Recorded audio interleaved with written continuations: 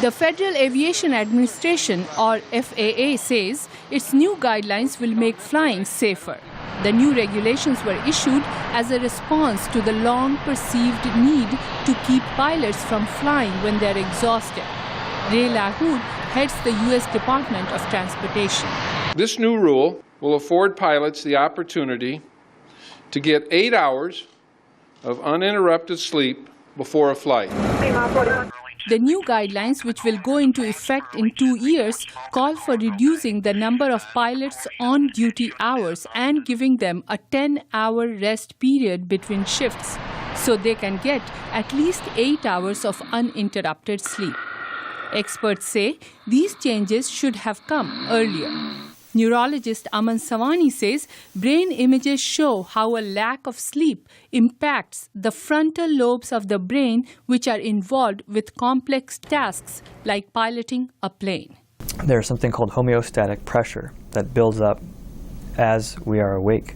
And that pressure becomes almost overwhelming after a certain amount of time, to the extent that there is evidence that the brain catches up on sleep periodically, almost unconsciously.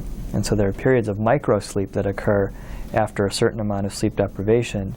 Dr. Savani says dozing off for those few seconds affects judgment and reaction time, and sleep deprivation carries long-term health risks.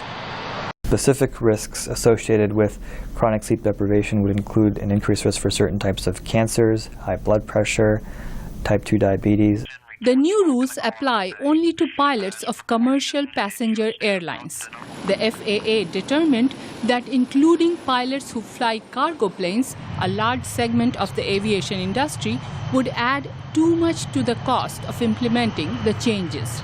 But the Independent Pilots Association has filed a lawsuit asking the government to set one level of safety for all pilots.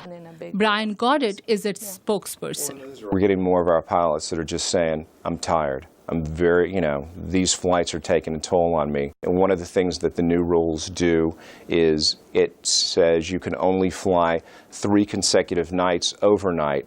And we're currently in situations where we'll have pilots flying 4 or 5 nights overnight. We'd really like to see that trimmed down.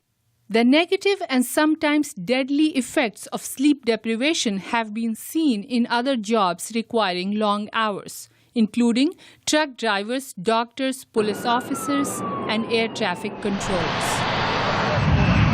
Vidushi Sinha, VOA News, Washington.